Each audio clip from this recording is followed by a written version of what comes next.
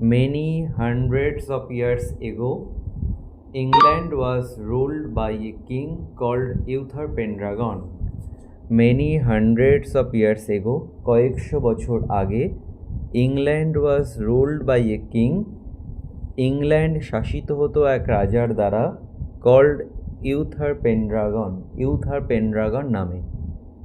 The king was friend and protector to all his friend. বলছে the king who was friend and protector to all his king, রাজা যিনি ছিলেন তার সমস্ত প্রজাদের বন্ধু এবং রক্ষাকর্তা বা অভিভাবক, ওয়াজ ফেয়ার টু এভরিওয়ান, ছিলেন সকলের কাছে ন্যায়পরায়ণ বা নিরপেক্ষ। এটা রিলেটিভ ক্লজে লেখা আছে, দ্য কিং রাজা, who was friend and protector to all his people, যিনি ছিলেন তার সমস্ত প্রজাদের কাছে বন্ধু এবং অভিভাবক, ওয়াজ ফেয়ার টু এভরিওয়ান, সকলের কাছে ছিলেন তিনি নিরপেক্ষ বা ন্যায়পরায়ণ। The people of Britain lived in peace and happiness, ব্রিটেনের মানুষজন বাস করত শান্তিতে এবং সুখে, tending their flocks and tilling their fields, তাদের পশুদেরকে দেখাশোনা করে বা পরিচর্যা করে, অ্যান্ড টিলিং দেয়ার ফিল্ডস, এবং তাদের জমি চাষ করে।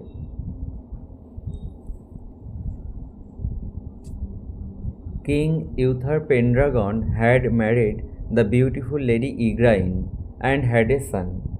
কিং ইউথার পেনড্রাগন বিবাহ করেছিলেন সুন্দরী লেডি ইগ্রাইনকে, অ্যান্ড হ্যাড এ সান, এবং তাদের একজন পুত্র সন্তান ছিল।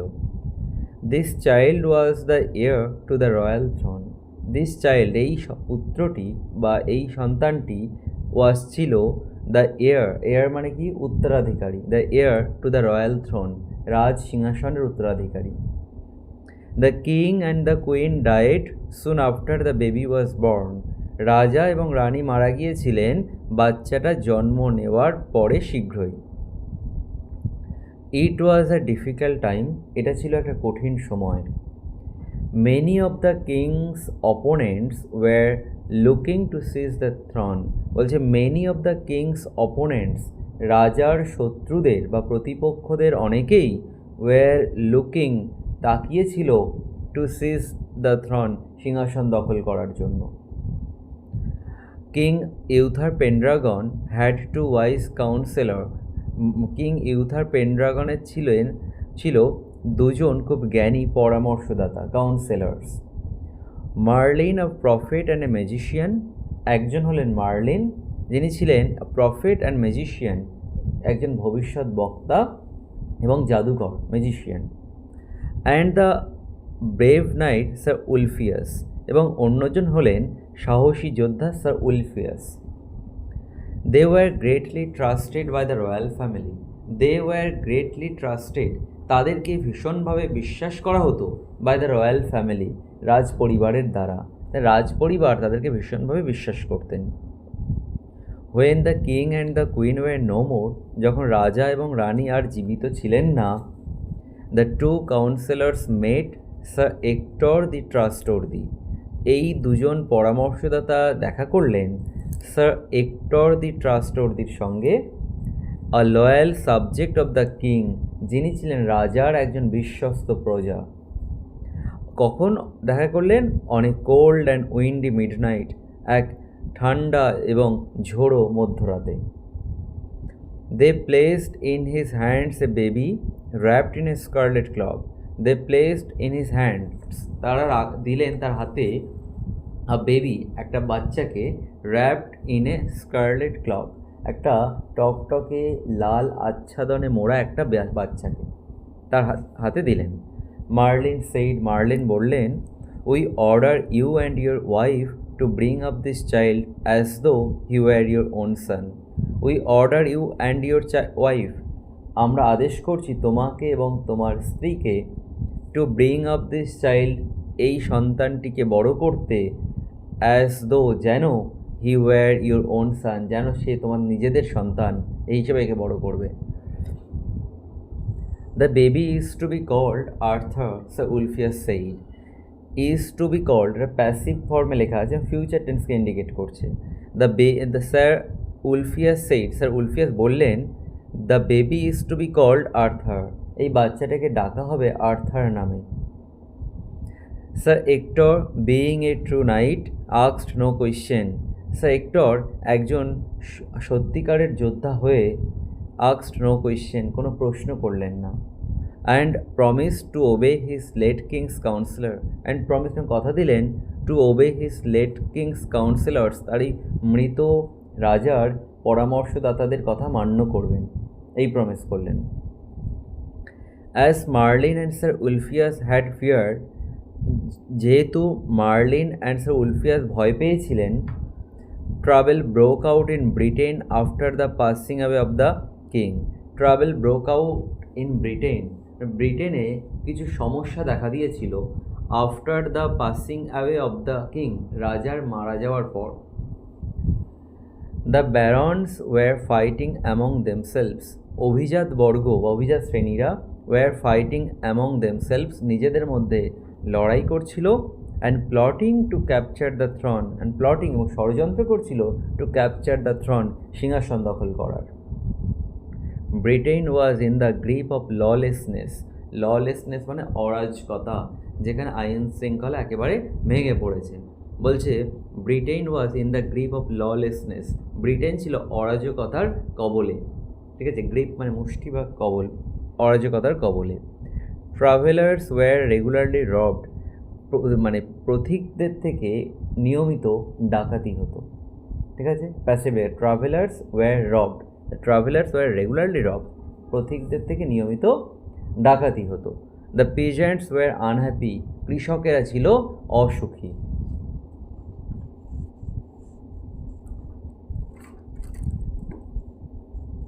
In the home of Sir Hector, Arthur, the son of the late king, was spending his boyhood in happiness and safety.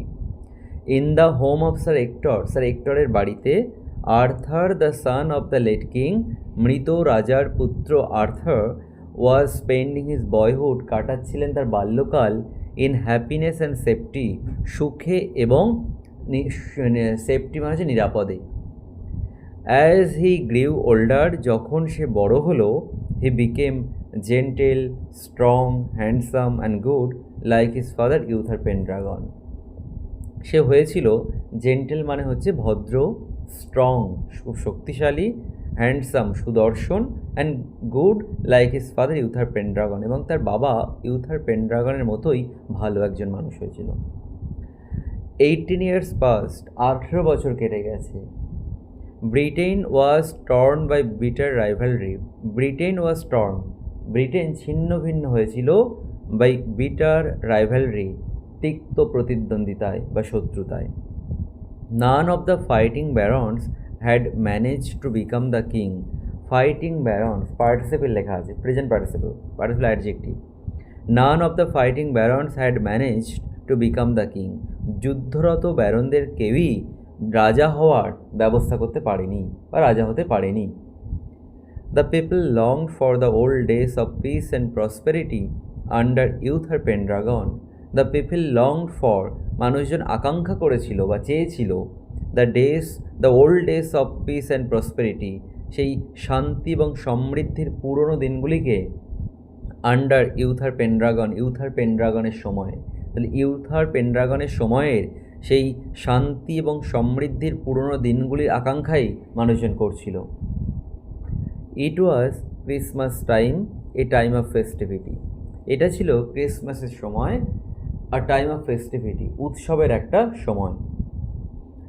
But all around Britain people were hungry, cold and frightened, কিন্তু ব্রিটেনের সর্বত্রই মানুষজন ছিল hungry ক্ষুধার্ত, cold শীতার্থ, and frightened এবং ভীত।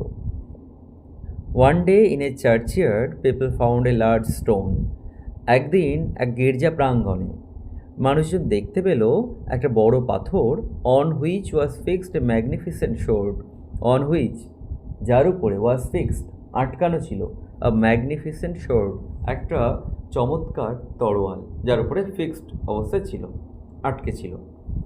আপন a stone in gold letters was inscribed, বলছে আপন এ স্টোন একটা পাথরের উপরে, ইন গোল্ড লেটার্স স্বর্ণাক্ষরে, ওয়াজ ইনস্ক্রাইবড, খোদিত ছিল বা খোদাই করে লেখা ছিল, whoever pulls out this sword is by birth is by right of birth the king of England.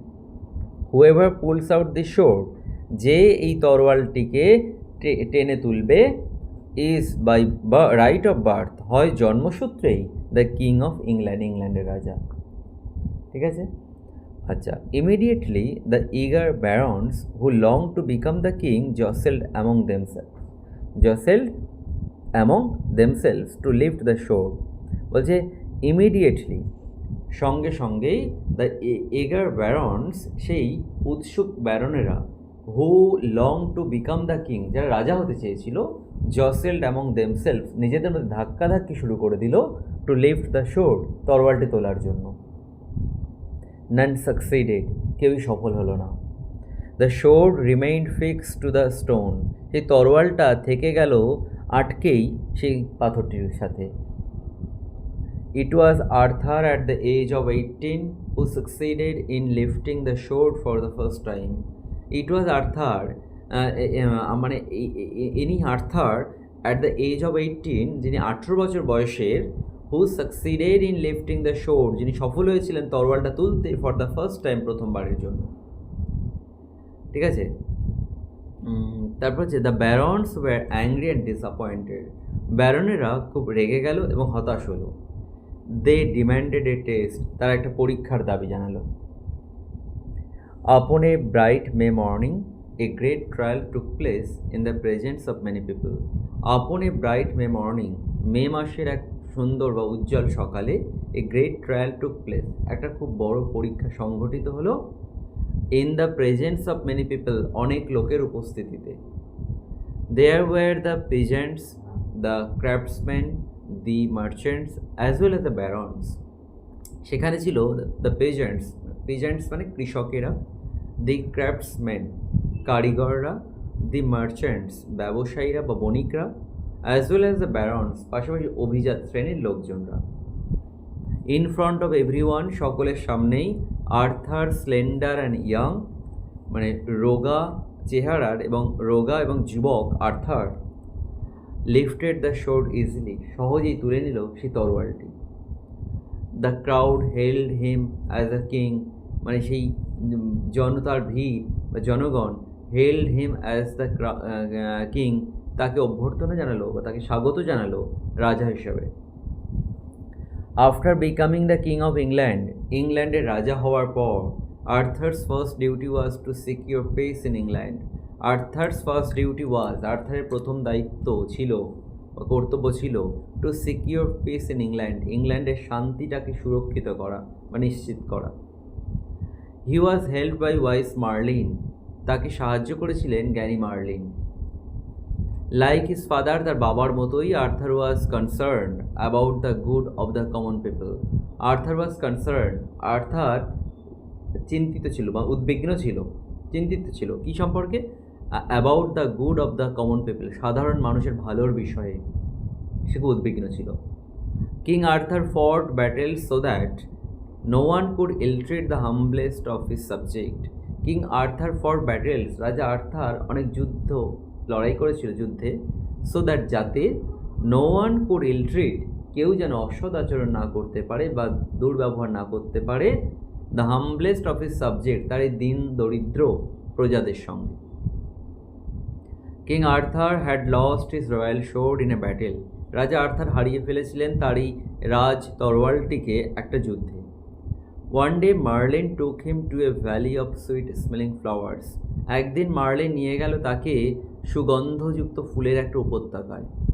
At the age of the plain, সেই সমভূমির একেবারে কিনারায়, দেয়ার ওয়াজ এ ডিপ লেক, সেখানে ছিল একটা গভীর জলাশয়, lake.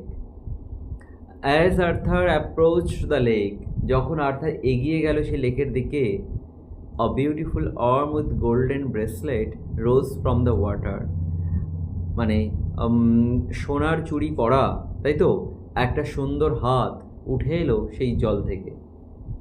The hand held a sword set with rubies and emerald, সে হাতটা ধরে রেখেছিল একটা তরোয়াল যেটা চুনি এবং পান্না দিয়ে সাজানো ছিল। ঠিক আছে।